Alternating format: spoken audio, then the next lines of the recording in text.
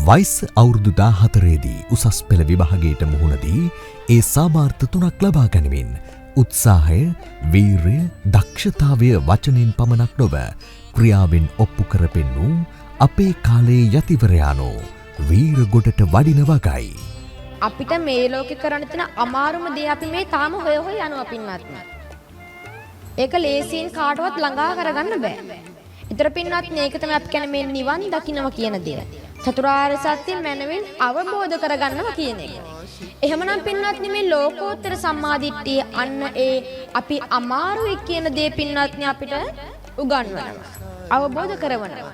සද්ධම්ම විභූෂිත කීර්තිශ්‍රී විචිත්‍ර ධර්ම කතික ත්‍රිපිටකාචාර්ය රූපවාහිනී හා ගුවන් විදුලි විශේෂ ධර්මදේශක සමස්ත ලංකා කාව්‍යශූරී ප්‍රාචීන පණ්ඩිත තිස්සමහාරාමේ සුමන ධම්ම පොඩි හාමුදුරුවන්ගේ ගෞරවනීය වැඩමවීමෙන් පවත්වන සුමధుර ධර්ම දේශනාව 2026 මැයි මාස 19 වන දින සවස 6ට අම්පාර උහන වීරගොඩ අංක 18 ශ්‍රී වජිරාරාම පහළ පන්සලේදී පැවැත්වේ.